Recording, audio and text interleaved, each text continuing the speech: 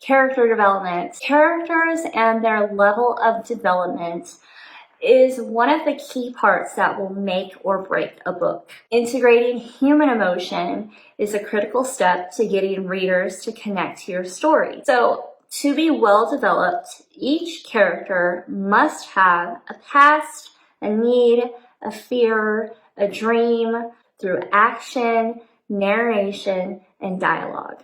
So think characters have conversations with each other. They can tell, little snippets of each other about them.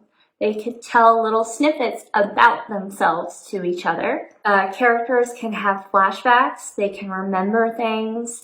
They can encounter a situation and be reminded of something similar that they went through 5 years ago. So one important thing is that when you're doing your character development, you want to make sure that you're not spending too much time going on and on about a character's history or backstory, because that can get boring really fast. Instead, you should incorporate character development wherever you can in order to truly allow readers to glimpse into who they are as a person, their history, and how that has made them into the person they are today. And obviously, your protagonist needs to have the most character development of all to make him or her much more likable and relatable to your characters.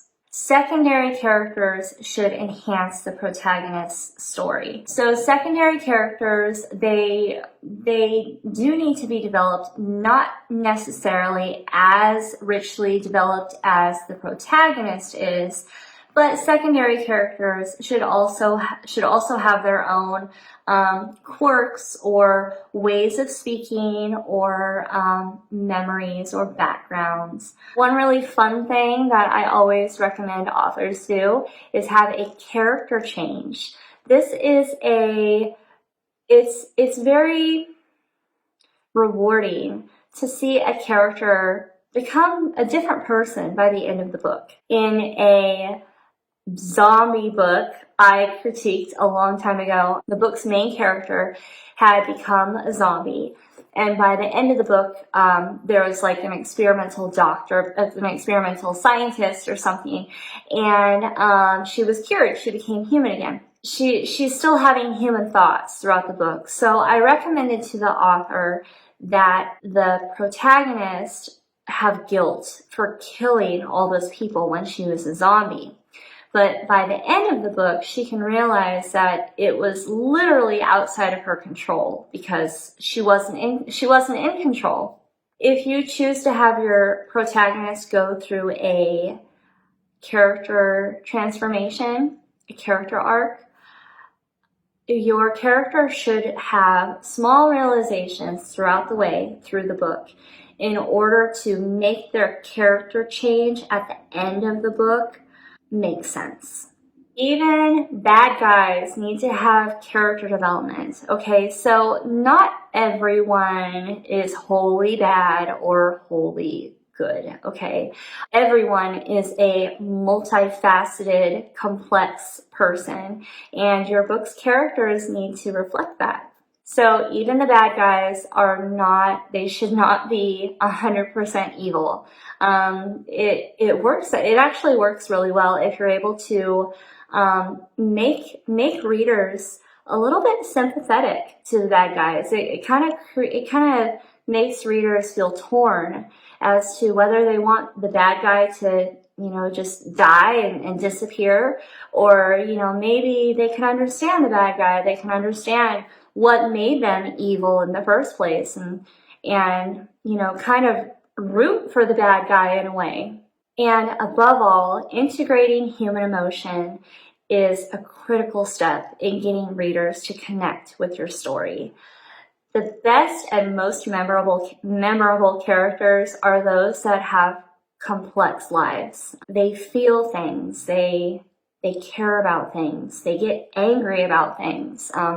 They have real emotions. Questions to ask. Is the protagonist sympathetic from the start? Definitely want to make sure that your protagonist is likable. Are the characters rich and developed, or are they flat and stereotypic? So you want to make sure that your characters are like real people. So a lot of authors choose to base characters off of people that they know in real life. That's a really easy way to make sure that you are integrating all of the character flaws, idiosyncrasies, and everything that makes a person human. Some authors choose to create characters based off themselves. Everything, that is all fine. Just make sure that your characters are developed, that they each have a want, a need, a fear, all those things. Are there characters of different races? It's very important that we have characters of all races, all backgrounds, all levels of education. You don't want to have one cookie cutter character. One thing you also want to make sure is that you are not stereotyping your characters. So, for example, if you have Black characters that are portrayed as bums or criminals or any other negative role, any other negative stereotypical role, that's definitely something that you want to take a hard look at, because that is just perpetuating a stereotype, and that is not something that we want to keep doing. Do the secondary characters enhance and enrich the protagonist's story? Does the protagonist have a clear character arc that shows growth, change, decision, or resolution by the end of the book?